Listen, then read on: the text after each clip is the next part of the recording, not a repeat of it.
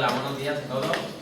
Lo primero, agradecer vuestra presencia aquí en la charla que va a tener lugar hoy.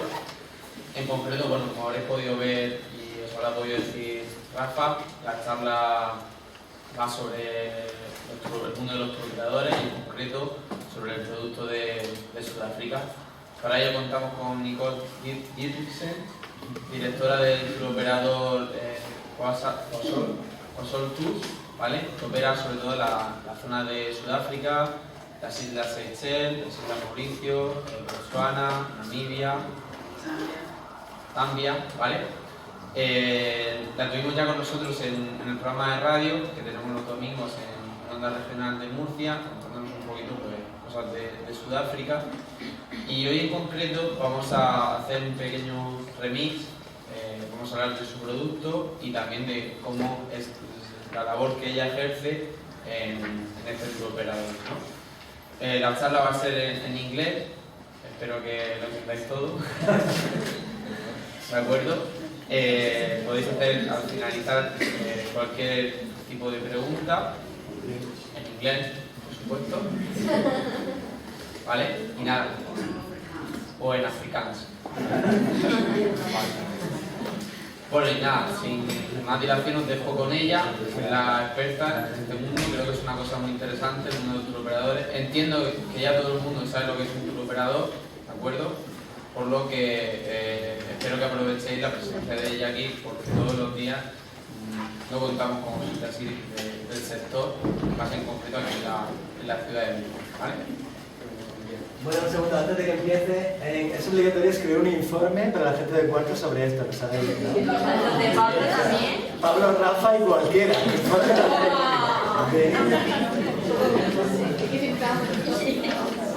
Alright, good morning. Let's start with the video and then we'll do some talking. Alright, so first let's start with this.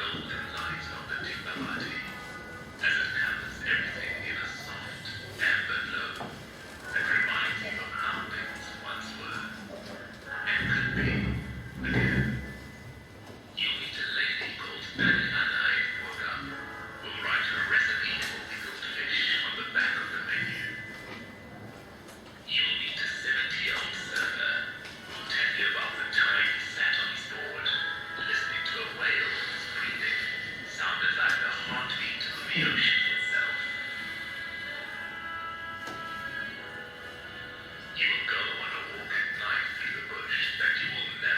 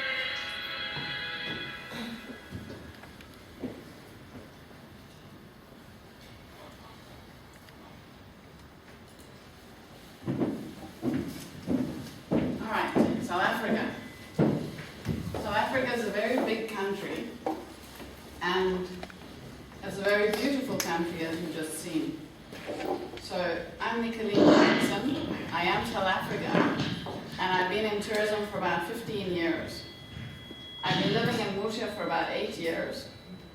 And when I started my tour operator, which is called Kwasol Tours, some of you have my business card, I had a dream to show people South Africa, but the real South Africa, not the South Africa that everyone wants to see, not just Cape Town, not just safari, but anything. So for example, if you're interested in shark diving, elephant safari, bungee jumping, you want to travel with your family, you want to go on honeymoon, you've got a business tour, you want to play golf, whatever you want to do in South Africa, my tour operator, we provide that to the customer. Do you understand me? Am I talking too fast? No. Okay, all right. Okay, good. So, a tour operator, what is a tour operator? Can anyone tell me what a tour operator does? What is our job? Anybody? Nobody? Nobody knows what a tour operator is? Okay, is it the same as a travel agent? Is a tour operator the same as a travel agency? Okay, so is Kwasol Tours like the Corte Inglés? Yes or no? Yes. It's the same? No, it's not the same. Why is it not the same? Okay, so if I have a dream to sell South Africa, and what's your name? Okay, so Paolo wants to go to South Africa, and he phones me and he says, Nicolene, I want to go to South Africa. I go, okay, what type of tour do you want to do? And he says, I want to go 10 days to Cape Town and 10 days 4x4 in Namibia, Botswana, and Zimbabwe. I said, okay, let's do it. If he goes to the Corte Inglés, maybe they have a set package, all right, which many tour operators give that travel agency. So maybe Paolo cannot do his tour that he wants because they have a set package. So you have to do that set package, all right? What is a set package? A package is a specific package which leaves on a Monday or a Friday, and it's always the same. 3 nights Cape Town, 1 night Johannesburg, 3 nights safari, Iberia, back to Madrid. Okay, it's a set package, you cannot change it. Okay, so if I want to go 10 days to Cape Town and 10 days to Namibia, I cannot. Okay, so the Corte Inglés phones me and says, we have this strange person, Paolo, that wants to go 10 days to Namibia. Can you help us? And then me being the tour operator, I organize the package. I sell it to the Corte Inglés, and then the Corte Inglés sells it to you. Okay, so that's the difference. The difference is the tour operator is the person that dreams up the package, and the tour agency maybe sells it. Okay, do you want to maybe add something? I don't know. I don't know. Okay? They know it, that's just too shy. They're too shy. That's supposed, yeah. Okay, all right. I don't bite. Only the sharks bite, not me. All right, so what do you need to make a tour package or a product work? What do I need to think of? If I go on holiday, what do I need? Good, okay, I need transport. What type of transport? Airplane? Good, aeroplane to start, okay. If I want to go to South Africa, I should go by plane. I can go by boat, but it's going to take me very long. All right, so we need plane, air transfers. We need land transfers, so maybe a car, a bus, a coach. Water transfers, okay, maybe I want to go on a canoe and do a safari by canoe. So I need water transfers. All right, so you've got air, land, water transfers. What else? Good, accommodation's a good idea. You shouldn't sleep in the street. Okay, so accommodation. What type of accommodation?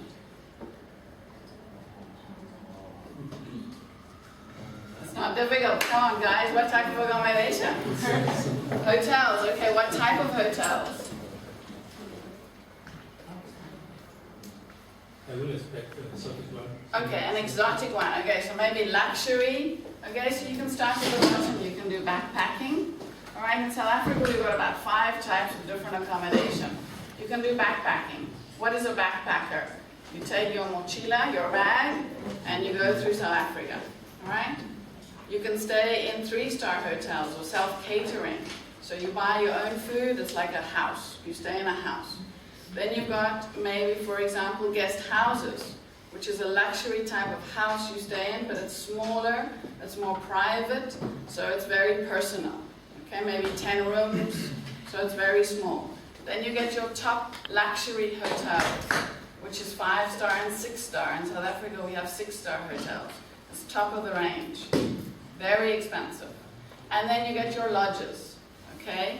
And your lodges are your type of accommodation, which you stay in a safari lodge. So you stay in a game reserve, and you stay near the animals, all right? So you have to think of that. What else should I think about? Activities, right? What type of activities to do? In South Africa, the list is endless. There's a huge amount of activities, all right? We saw on that video, you can do, let me just show you something here. You can do all sorts of things.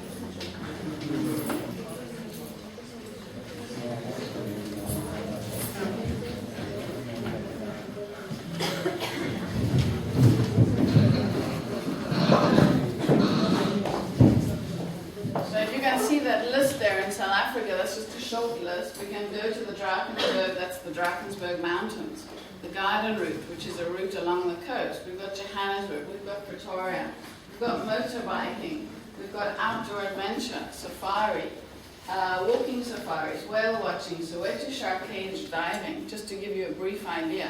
So I can do any of those, or I can do all of them. Okay? So let's imagine, for example, Raphael, your teacher, wants to go to South Africa and he says, I want to go shark cage diving. His favorite, okay? They wish. Sorry? They wish. They wish, okay, all right. Okay, so the tour operator, has to think of air transfers, land transfers, accommodation. What type of accommodation does he want? Luxury accommodation, okay? When he goes to Cape Town, he wants to do shark cage diving. When he goes to Johannesburg, he wants to go to Soweto to visit Nelson Mandela's house. Then he wants to do a walking safari, okay? So he wants to go walking, and he sees the animals while he's walking, not just in a vehicle, all right? So then I include that all in my tour package, okay? And then I give it to him, and he goes on holiday, all right? But it's not so easy. There's other things I have to think about. What else must I think about? I have to think about food. Where is he going to eat? What is he going to eat? Okay? Is Raphael the type of person that wants to try different foods? Is he going to eat crocodile meat, antelope meat, or does he prefer to eat curries and spicy food? So I have to think of everything. So how do I do that? Well, the best idea is to know your client. Okay? So if my client is, to give you an example, the Corte Inglés, I need to know what type of tours do they offer. They usually offer luxury, cruises, all right, honeymoons.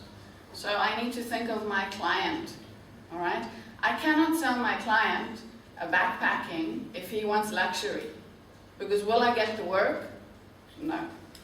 So I need to know my client. Very, very important, okay? So I also need to think about, is he going to travel alone? Is he going to travel with his wife, his family, his friends, his children? Okay? Now in South Africa there's quite a big problem if you travel with children. Because what happens if I go on safari with an 8-year-old? Can I go on safari with an 8-year-old? No, you cannot. Okay? Most children have to be the age of 12 to go on a safari. Why? Because it's dangerous. Okay, the danger is too risky. What's the risks? Okay, let's imagine you are a couple, you have a child, the 8-year-old, he's very good. And he sits on the vehicle and you're doing a safari and there's a lion. And the lion goes, "Rawr!" And the child starts to scream, "Mama, Mama, help me!" Vale? You've got a problem, a serious problem. Okay, so it's too risky. Okay, so it's too risky for the South African company, the lodge, me, and the tour agency in Spain. Okay, so it's too risky. So what you're saying is that animals may figure out their children, and there are preys, or... Okay, look, in South Africa, when you do a safari, you have a vehicle. Okay, a vehicle, a car, a 4x4, okay, a Jeep, a Land Rover, okay? And you all sit on the Jeep. Let me show you.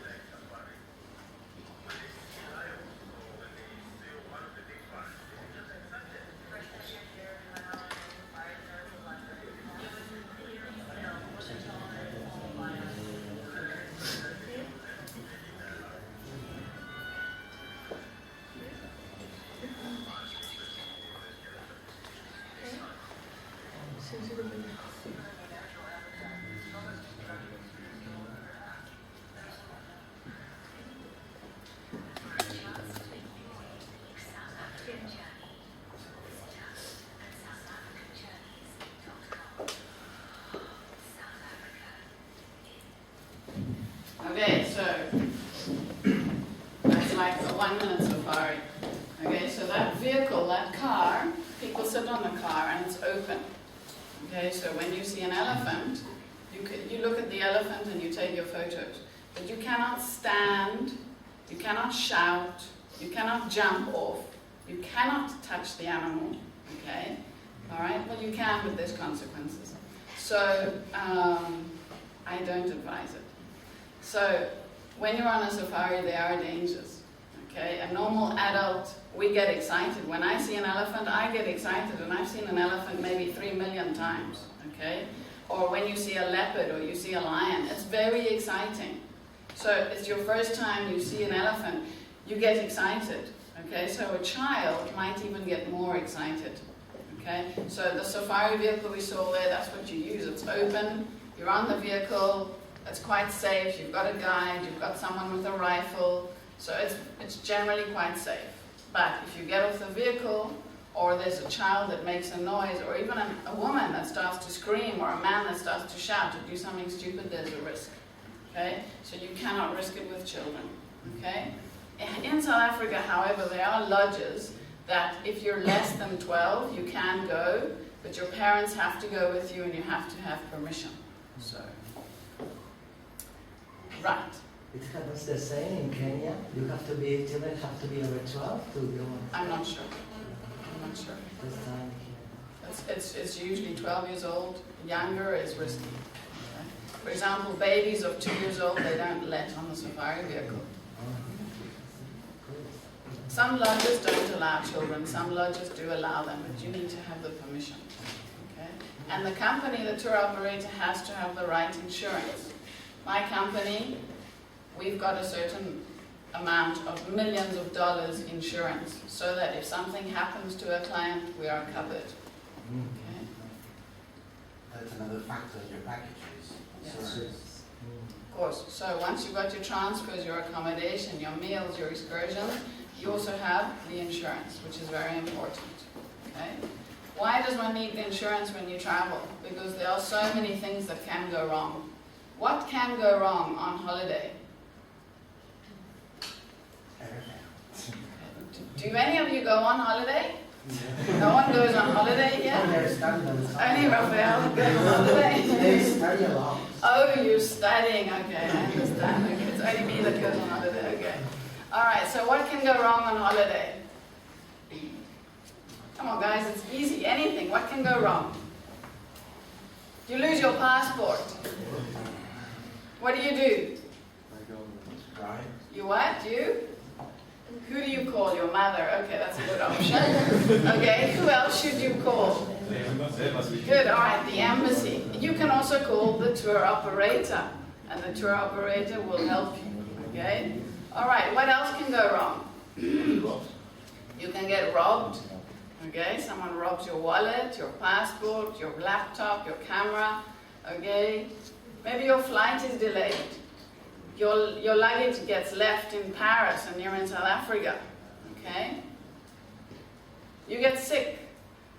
You fall off the vehicle and you break your leg. Okay?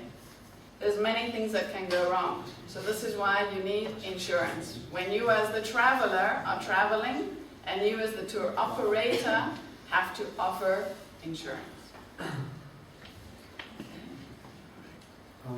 For South Africa, do you need vaccinations? Okay. No, when you travel to South Africa, you do not need vaccinations.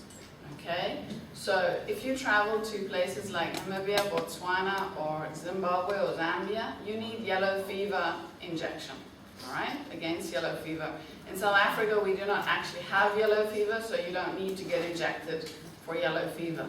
But if you go to Zimbabwe to visit Victoria Falls and you come back to South Africa, you have to have that injection, all right? South Africa is a high-risk malaria area. Let me just show you here.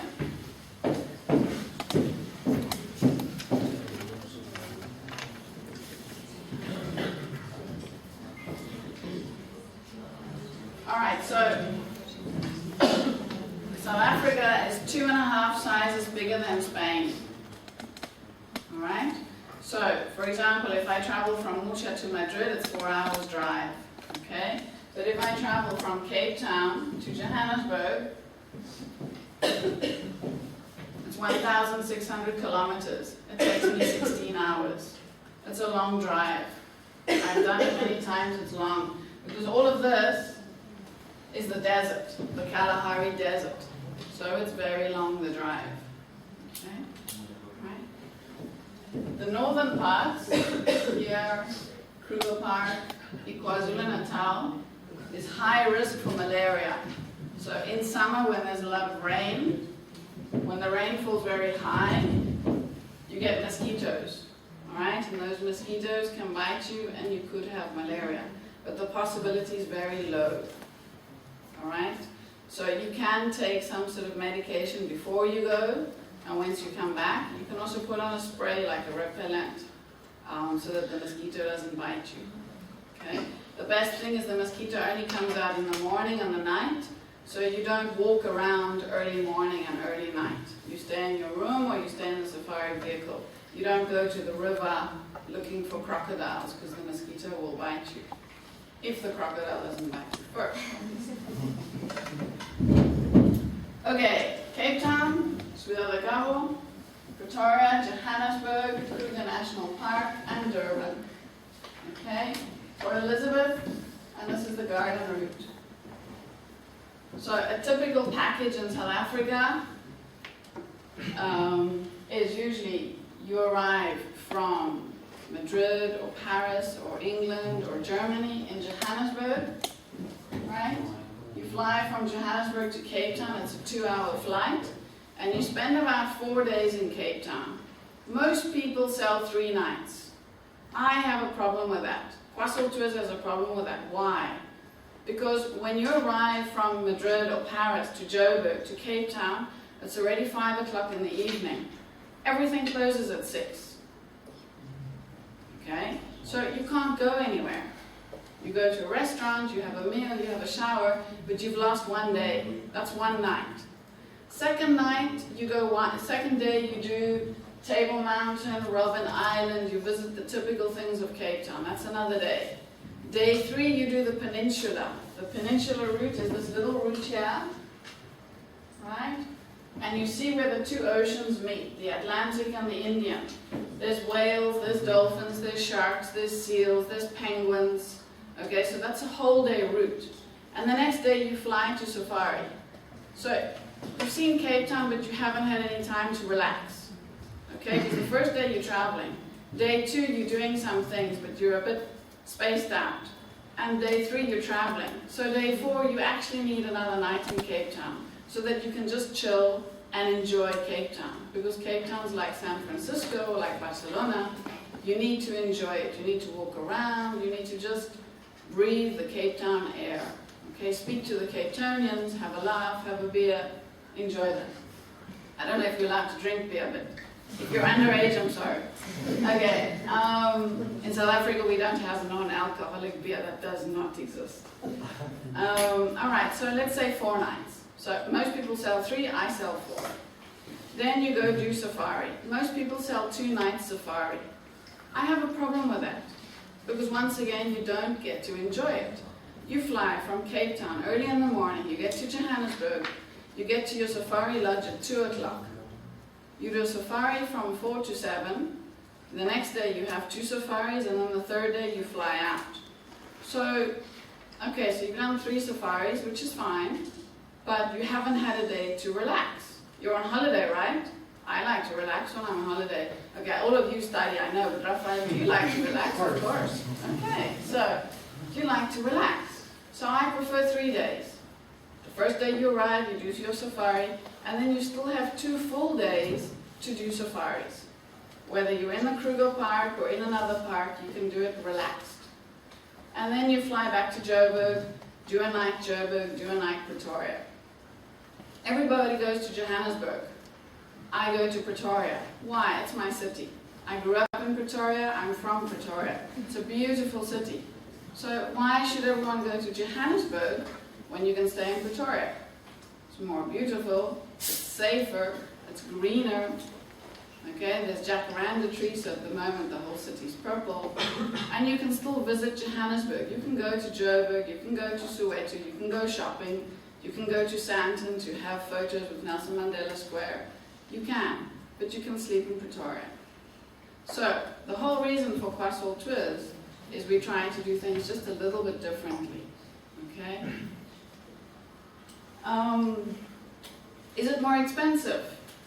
No, because at the end of the day, if you're doing everything fast and you have no time to relax and you spend 2 more nights, at least you get to enjoy the country.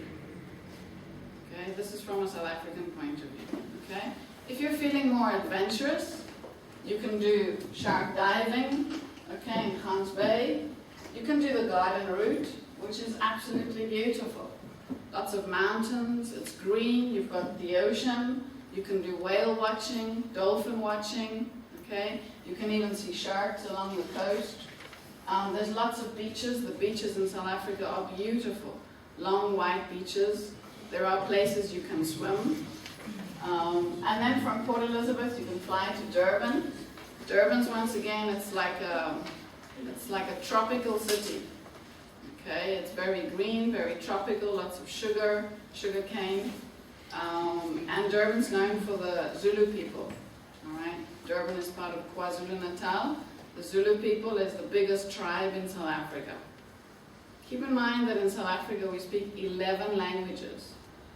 11 official languages, not dialects, languages. So in school you learn 4 languages. English, Afrikaans, which is the old Dutch. You learn German or French, no Spanish unfortunately, and one of the black languages.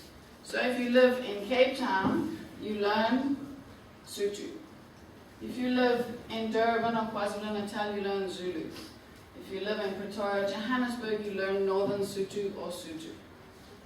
Okay, so depending which part of South Africa you live, you learn a different language. What happens with all these different cultures? Exactly that, it's all different cultures. So in South Africa you've got a big variety of food, you've got lots of color, people speak different languages, okay, so it's very cosmopolitan. Okay, you can go to a small town in the middle of Uppington, for example, somewhere near here, and people only speak Afrikaans. They don't speak English, okay? Because they live in a small town and they don't do anything. You go to Cape Town and there's people speaking German, French, Spanish, Zulu, Sotho. It's totally colorful, okay? So South Africa has a lot of contrasts, okay? Yes, there's a lot of black people. Yes, there's a lot of white people. There's also Indians and Malaysians, okay? And there's a lot of foreigners. So South Africa is extremely cosmopolitan. Okay? So, Because it's very expensive by diving with sharks. if you are staying in Cape Town, you have to take a vehicle to there where it says Strand, okay, close to there is a place called Gansbaai. So you have to take a vehicle, so you can either drive yourself or someone can do a transfer for you, and then you can do the diving. It's a whole day excursion. So you do the transfer, you get the outfit, you go into the cage, you see the sharks, you come out hopefully alive, and then you get lunch and you drive back. And it's about 200 to 300 euros. Okay, all right? But remember, some of that money goes back into the shark research. So the great white shark research, a lot of the money goes back into that. Okay? For example, you can go whale watching and it also costs you between 60 euros and 100 euros. Because you go onto a boat, you go look at the whales, you take your photos, but some of that money goes back in. Alright? Just like the Kruger National Park up there. If you go to the Kruger National Park, sorry, let's see if I can make this a bit. Okay, this is the Kruger National Park, right? Which is 2 million hectares. It's the same size as Wales or the same size as Holland. So it's just like a big nature reserve with lots of animals. Giraffes, zebras, elephants, any type of animal besides kangaroos you can see there, and polar bears obviously not. So to go into the Kruger Park you have to pay about 20 to 30 euros to go into the Kruger Park. Okay, which sounds quite expensive, but a lot of that money it all goes back into nature conservation. Okay. The food in South Africa is cheaper than Spain, so you can go have a meal, it's much cheaper.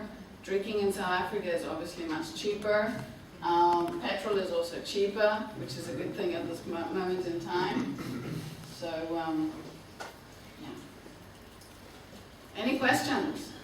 Yeah. What is the best season to go there? I mean, there are 4 seasons, or what season and dry season? In South Africa, any time of the year is good to visit. It depends what you want to do, right? Most people that go on safari like to go in winter. Our winter, your summer. So June, July, August. Why? Because then it's no rain. So the grass is lower and there's little water. So where there is water, the animals go to drink water. So it's a good time for photography. However, September, October is a good time because it just starts to rain, so it's a little bit green, a little bit of water, that's nice, it's not too hot. December and January in South Africa is our peak season. So now, from the 16th of December, which our holiday starts, everything is expensive because it's peak season. It's like August in Spain.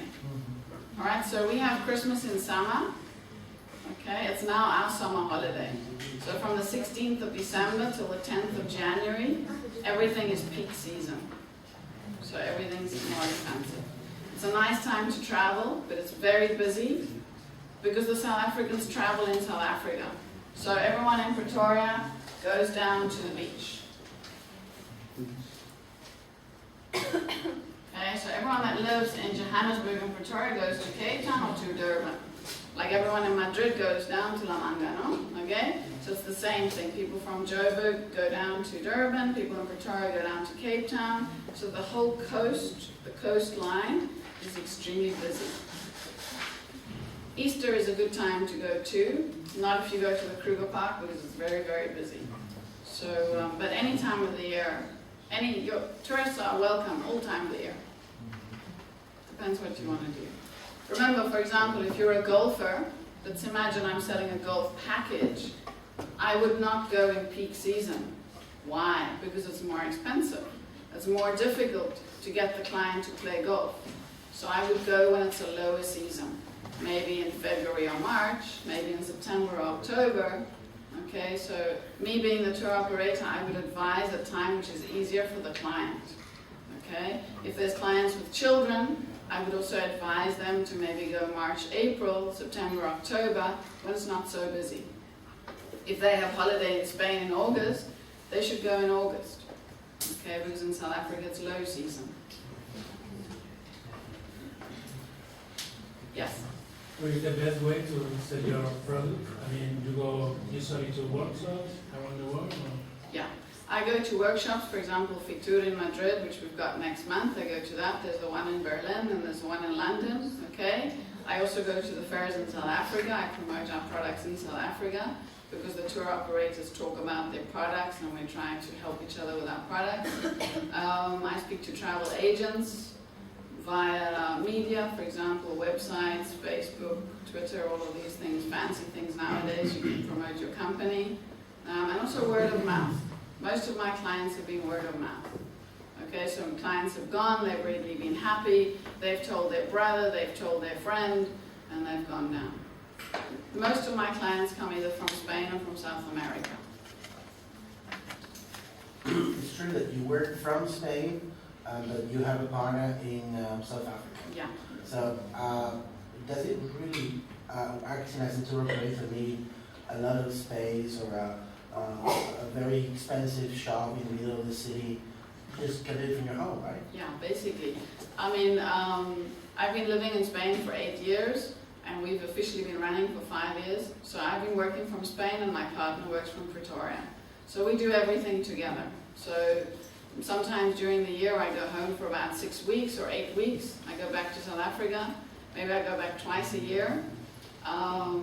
But mostly I work from Spain. So I do the marketing, and she does all of the groundwork in South Africa. She goes to the hotel, she does the site inspections, she goes speaks to the people, all right?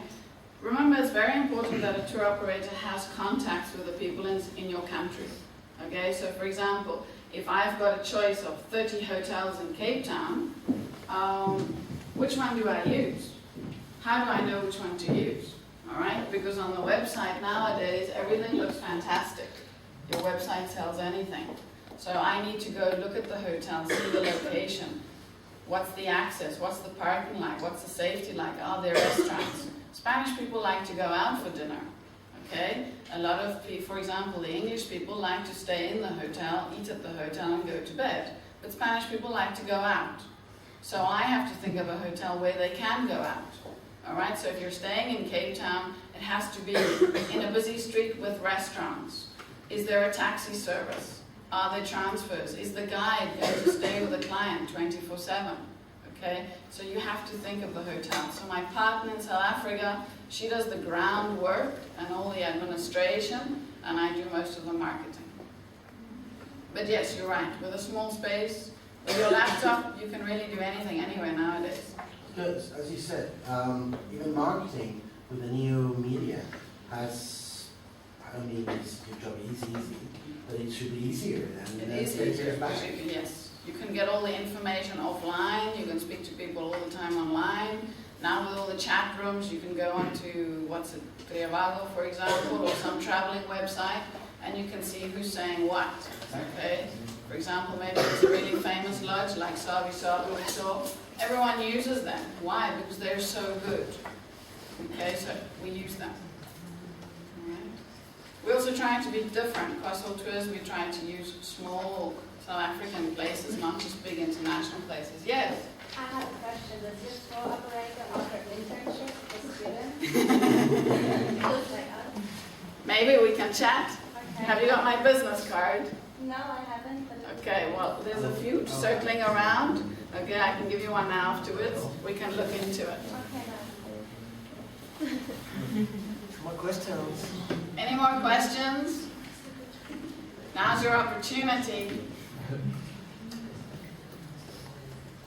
Okay, I know I gave you a lot of information, so you need to digest everything. If you need any more, if you have any other questions, you can email me, or you can also ask Rafa. I'm sure you guys can get hold of me. Anything else you want to know? Either Rafa, both of them. Rafa 1, Rafa 2. You should be back on Friday for a talk to the first and the second years. So you're welcome to attend the other talk.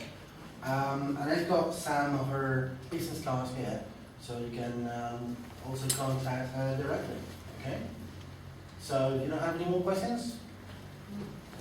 Well, then let's just give her a big applause, and she was very kind to talk to us.